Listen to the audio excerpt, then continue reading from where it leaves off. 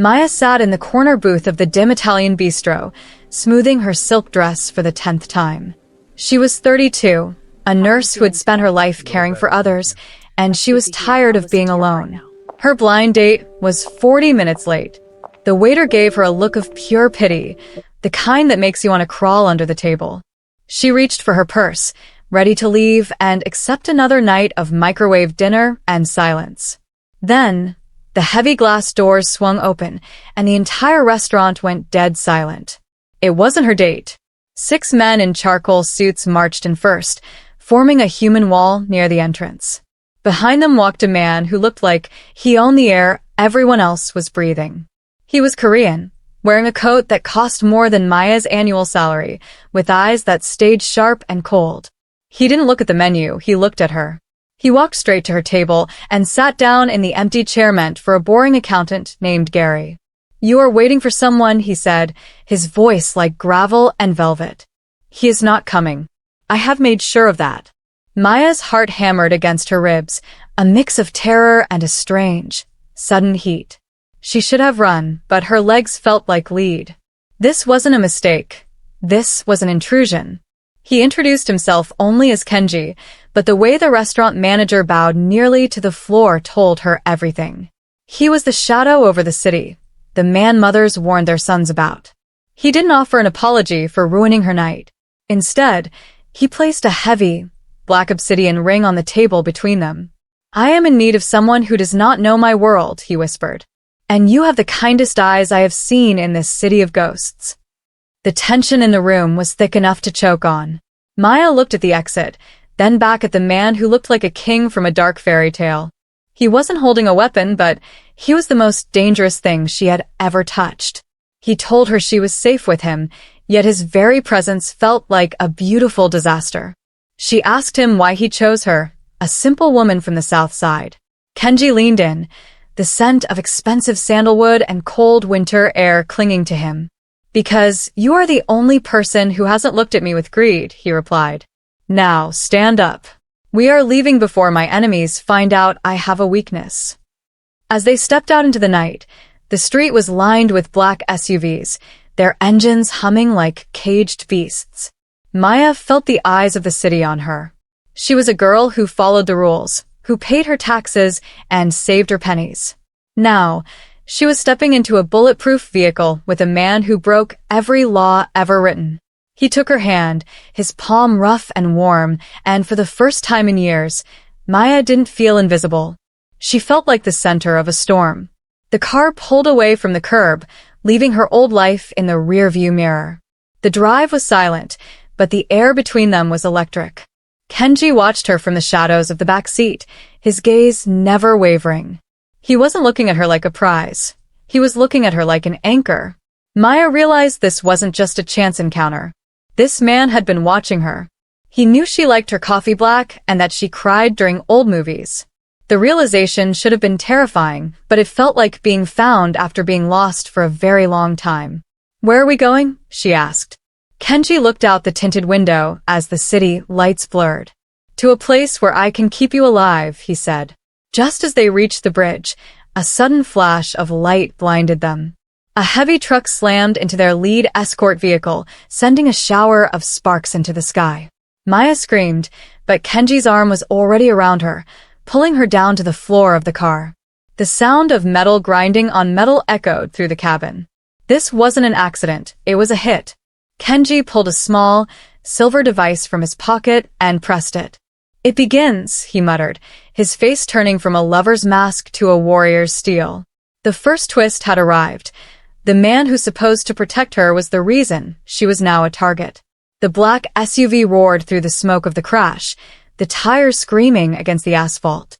Kenji never let go of Maya's hand, his grip firm but careful not to hurt her. They sped toward a massive estate hidden behind reinforced steel gates on the edge of the city. Inside the walls, the world was silent and smelled of blooming jasmine, a sharp contrast to the chaos they had just escaped. Kenji led her into a house filled with marble floors and silent guards who bowed as they passed. He didn't take her to a dungeon or a cold office. He took her to a kitchen that felt warm and lived in. He sat her down and poured her a glass of water with hands that didn't shake. For the first time, Maya saw a drop of blood on Kenji's white cuff. She didn't scream. Her nurse instincts took over, and she grabbed a clean towel to press against the small cut on his arm. He froze, his body tensing as if he expected a blow, but then he slowly relaxed. Nobody had touched him without fear or a hidden motive in 20 years. He watched her work, his dark eyes softening as she cleaned the scratch. The silence between them wasn't awkward anymore. It was a bridge. He realized that while he had the power to kill, she had a power he had forgotten existed, the power to heal. As the night deepened, Kenji led Maya to a library filled with thousands of leather-bound books. He told her about his childhood in Seoul, how he was forced to grow up in a world of shadows after his father was betrayed. He wasn't bragging about his power. He was mourning the life he never got to have. Maya listened, her heart aching for the lonely boy hidden behind the expensive suit. She told him about her own parents, who worked 3 jobs just to keep her in school, and how she missed the simple sound of her mother's laughter. They were from 2 different worlds, but they both knew the weight of carrying a family's hopes on their shoulders. Suddenly, the house went dark. The backup generators hummed to life, casting a dim, red glow over the room. Kenji's phone buzzed incessantly on the table, but he ignored it to look at Maya. He told her that his brothers in the organization were questioning his choice to bring a civilian into the fold. They saw her as a liability, a loose thread that needed to be cut. Maya felt the cold chill of reality return. She wasn't just a date. She was a piece on a chessboard she didn't understand. She asked him if he would truly protect her, even against his own people. Kenji walked to the window and looked out at the armed men patrolling his perimeter. He didn't turn around when he spoke, his voice low and steady. He promised her that he would burn the city to the ground before he let anyone touch a hair on her head. It was a terrifying promise, but Maya realized she believed him. The tension in the room shifted from fear of the outside world to a deep, magnetic pull between the two of them. He was a monster to the world, but to her, he was a man standing in the dark, trying to find his way home. He offered her his bedroom, the safest room in the house, while he stayed on the sofa in the hall. Maya lay in the massive bed, the scent of his cologne on the pillows, but she couldn't sleep. She heard him talking low on the phone in the hallway, his voice switching to sharp, cold Korean. He was giving orders, moving pieces, preparing for a war. She realized that by saving her tonight, he had started a countdown. The peace of the estate was an illusion, a beautiful bubble that was destined to pop. She got out of bed and opened the door just a crack to see him sitting there, his head in his hands. The twist came just as the sun began to peek over the horizon. A knock came at the front door, not a frantic one, but a rhythmic, polite tapping. Kenji opened it to find his second-in-command, a man with a scarred face, holding a tablet. On the screen was a photo of Maya's younger brother, standing at a bus stop, completely unaware of the black car idling across the street. The message was clear. If Kenji didn't give Maya up to the rival families to settle the debt of the earlier crash, her family would pay the price. Kenji looked at the photo, then back at Maya, and she saw the coldness return to his eyes. Kenji stood at the door, his hand white-knuckled on the frame. He didn't show Maya the screen, but she saw the color drain from his face. For the first time, the powerful boss looked fragile. He dismissed his subordinate with a sharp flick of his wrist and walked back into the library, closing the heavy oak doors. Maya stood there in her borrowed silk robe, her heart hammering against her ribs. She didn't need to see the photo to know the air had changed. The warmth from the night before was gone, replaced by a clinical, icy distance. He wouldn't look her in the eye, and that was the most terrifying thing of all. "My brother is in trouble, isn't he?" Maya asked, her voice steady despite the fear. Kenji finally looked at her, and his expression was a mask of stone. He explained the situation simply. The rival syndicate didn't want money or territory. They wanted a blood sacrifice to answer for the men lost in the bridge attack. They knew about her family. They knew she was the only thing Kenji had ever shown interest in that wasn't made of steel or stone. If he didn't hand her over by noon, her brother wouldn't make it to his shift at the grocery store. It was a choice between her life and the life of the boy she had raised. Maya didn't cry. She sat down on the edge of the velvet sofa and felt a strange, cold calm wash over her. She told Kenji she would go. She couldn't let her brother pay for a life he knew nothing about. Kenji erupted, slamming his fist onto the mahogany desk. He told her she was a fool to think they would let her live once they had her. He called his guards, barking orders to move her brother to a safe house, but the answer from the other end of the line was silence. The trap was already set. Every one of Kenji's local men had been bought or killed. He was a king without an army, trapped in his own palace. They spent the next hour in a desperate, silent battle of wills. Kenji began arming himself, pulling hidden panels from the walls to reveal weapons Maya had only seen in movies. He wasn't preparing to trade her. He was preparing to go on a suicide mission. He told her to stay in the basement vault, a room reinforced with 2 feet of concrete. He gave her a small, gold key and told her that if he wasn't back by sunset, she should use the tunnel inside to reach the docks. He was giving her a way out, but it was a way out that didn't include him. The emotional weight of the moment broke through his armor. As he checked his sidearm, Maya walked up to him and placed her hand over his heart. She told him that she didn't care about the money or the power. She just cared about the man who sat with her in the library and spoke of his mother. Kenji dropped his gaze, his forehead resting against hers. He confessed that he had spent his whole life building walls, only to realize he had built a prison. He kissed her then, a brief, desperate contact that tasted like a goodbye. It wasn't a movie kiss. It was the kiss of 2 people who knew they might be dead within the hour. The sound of tires crunching on gravel announced the arrival of the enemy. A fleet of gray sedans circled the house like sharks. Kenji pushed Maya toward the vault, but she grabbed his sleeve. She told him she was a nurse, she knew how to stay calm under pressure, and she wasn't going to hide while he died. He looked at her, really looked at her, and saw a strength that matched his own. He handed her a bulletproof vest and a radio. He told her the plan had changed. They weren't going to wait for the end.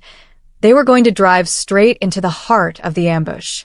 The twist came when they reached the garage. As Kenji opened the armored SUV, his second in command, the man with the scarred face, was already sitting in the driver's seat. He didn't have a weapon drawn. He had a look of pure regret. He told Kenji that the rival family hadn't kidnapped Maya's brother. They didn't need to. The brother was already working for them. Maya stared at the screen the man held up, seeing her brother laughing and shaking hands with the very people trying to kill Kenji. Her own blood had sold her out for a taste of the life Kenji was trying to leave behind. The revelation hit Maya like a physical blow to the chest. She leaned against the cold metal of the SUV, her breath coming in ragged gasps. Her brother, the boy she had protected since they were children, had traded her life for a seat at a table of thieves. Kenji didn't say, "I told you so." He didn't even look surprised. He simply watched her with a heavy, somber expression, knowing the exact moment her heart shattered. He knew this pain better than anyone. It was the same pain that had turned him into the man he was today. Kenji stepped toward his second in command, the air in the garage turning freezing. He didn't raise his voice, but the threat was clear in the way he stood. He demanded to know how long the betrayal had been brewing. The scarred man admitted that Maya's brother had been gambling away money he didn't have for months. The rival families had cleared his debts in exchange for information on Kenji's movements. Maya felt a wave of nausea. Every late-night shift she worked, every dollar she sent home to help him with rent, had been a lie. She wasn't just a victim of a mafia war, she was a victim of her own love. Kenji turned to Maya, his eyes now devoid of the softness they held in the library. He told her that they had to move now. The rival family would realize their leverage was gone the moment they saw her with him. He forced her into the back of the armored car, his movements efficient and cold. As they roared out of the garage, Maya watched the estate disappear. She felt like a ghost, caught between a brother who sold her and a stranger who was the only thing keeping her breathing. She asked Kenji what he was going to do to her brother, and the silence that followed was her answer. They didn't head for the docks or a safe house. Instead, Kenji drove toward the industrial district, a place of rusted warehouses and abandoned factories. He told her that in his world, a betrayal like this only had one ending. Maya begged him to stop, to find another way. She pleaded with him, saying that her brother was weak and stupid, but not evil. Kenji gripped the steering wheel so hard his knuckles turned white. He told her that mercy was a luxury he couldn't afford if he wanted to keep her alive. To save her, he had to become the monster she feared. The car came to a screeching halt in front of a sprawling warehouse. Kenji's men, the few who remained loyal, emerged from the shadows like wraiths. They were armed and ready for a massacre. Maya jumped out of the car, standing between Kenji and the warehouse doors. She told him that if he killed her brother, he would be killing the last piece of her that was still human. She dared him to look at her and tell her that their night together meant nothing. The guards shifted uncomfortably, waiting for a command that didn't come. The tension was broken by a sudden explosion from within the warehouse. The rival family wasn't waiting for a trade. They were cleaning house. Flames erupted from the upper windows, and the sound of gunfire echoed off the brick walls. Maya didn't think. She ran toward the fire. She heard Kenji roaring her name, heard his heavy boots sprinting behind her, but she didn't stop. She burst through the side door into a maze of shipping crates and thick, black smoke. She had to find him. She had to know if the brother she loved was truly gone. She found him in a back office, huddled under a desk, shaking with terror. But he wasn't alone. Standing over him was a high-ranking lieutenant of the rival family, a gun pressed to the boy's temple. Kenji appeared in the doorway, his weapon leveled at the lieutenant's head. It was a standoff that felt like it lasted a lifetime. Then, the twist. The lieutenant laughed and dropped his gun, stepping back into the shadows. "He's not the one we wanted," the man sneered. He pointed at the ceiling just as a red appeared on Kenji's chest. The brother hadn't just sold Maya out. He had been the bait to lure Kenji into the open for a sniper. The red on Kenji's chest stayed perfectly still, a silent promise of death. Maya's brother, Marcus, scrambled away from the desk, his face a mask of shame and grease. He didn't look at Maya. He looked at the floor as he hurried toward the rival lieutenant. The warehouse was a furnace now, the heat melting the plastic on the crates. Kenji didn't move. He kept his eyes on Maya, not the sniper. He told her to get down, his voice remarkably calm for a man seconds away from a bullet. He was calculating the wind, the distance, and the cost of his own life. Suddenly, Kenji lunged, but not for cover. He tackled Maya behind a stack of steel beams, just as a shot shattered the concrete where they had been standing. The sniper began a rhythmic assault, the thwip-thwip of the silenced rounds echoing through the burning room. Kenji pulled a flare from his vest and tossed it into the center of the floor. Thick, white smoke billowed out, blinding the sniper's thermal scope. In the confusion, he grabbed Maya's hand and began to navigate the maze of fire. He wasn't just escaping, he was hunting. They reached the catwalks, the metal floor burning through Maya's thin shoes. Below them, Marcus and the rival mobsters were trying to find the exit, trapped by the very fire they had started. Maya looked down and saw her brother trip, a heavy beam pinning his leg to the ground. He screamed her name, the same name he used when they were kids, and he was scared of the dark. Maya stopped. The nurse in her couldn't leave him, even if the sister in her wanted to. She looked at Kenji, pleading with her eyes. Kenji grabbed her shoulders, his face inches from hers. He told her that if they went down there, they would both die. The building was structurally failing, and the rival gunmen were still closing in. He gave her a choice, the brother who betrayed her or the man who was willing to die to keep her moving forward. It was a brutal, impossible moment. Maya looked at the flames and then at Kenji's scarred hands. She realized that saving Marcus meant killing Kenji. She chose to keep moving, her heart turning to ash as her brother's cries faded behind the roar of the fire. They burst through a rooftop door, gasping for the cold night air. The sniper was there, waiting. He was a young man, barely 20, his rifle leveled at Kenji's head. But he hesitated. He looked at Maya, standing tall and bruised, a woman who didn't belong in this world of blood. That split second was all Kenji needed. He didn't use a gun. He used a knife, moving with a speed that didn't seem human. The sniper fell, and the silence of the roof was broken only by the sound of sirens in the distance. Kenji stood over the body, his breathing heavy, looking like a king on a mountain of trash. Kenji turned to Maya, expecting her to hate him. Instead, she walked over and wiped the soot from his cheek. She told him that she had lost everything tonight, her home, her brother, her sense of safety. He was the only thing left. Kenji didn't know how to handle her kindness. He dropped his weapon and pulled her into a hard, desperate embrace. He whispered that the war wasn't over.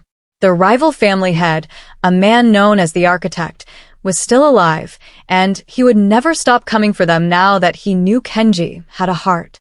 The twist came as they descended the fire escape. A black car was waiting, but it wasn't Kenji's. His second-in-command, the scarred man, stood there with a grim expression. He informed Kenji that the board of directors in Seoul had seen the footage of the warehouse. They didn't care about the rivalry. They cared about the mess. They had officially stripped Kenji of his title. He was no longer a boss. He was a fugitive. And the woman by his side was now the most wanted person in the underworld. They spent the final hour in a small, forgotten apartment in the suburbs, the kind of place where people go to be invisible. Kenji stripped off his expensive coat, revealing the tattoos that marked his rank and his history. He sat on the floor, cleaning his wounds with a bottle of cheap vodka. Maya sat across from him, her silk dress torn and stained. The silence was heavy with the weight of what they had lost. They were no longer a boss and a nurse. They were two people at the end of the world. Kenji confessed the final truth. He hadn't just found her at the blind date. He had been paying for her nursing school for years, anonymously. He had seen her at the hospital once when he was there for a private surgery, and her presence had been the only thing that felt real in his life. He had orchestrated the blind date because he wanted 1 hour of normalcy before he left the country forever. He never intended for the violence to follow him. He wanted to see if a man like him could ever be loved by a woman like her. The front door was kicked open before Maya could respond. It wasn't an army, it was one man. The architect. He walked in alone, holding a single silenced pistol. He didn't want a war, he wanted a conversation. He sat in the only chair in the room and looked at the two of them. He told Kenji that he could have his life back, the money, the power, the respect, if he did one thing. He had to kill Maya himself. It was the only way to prove to the board in Seoul that he hadn't been compromised by a civilian.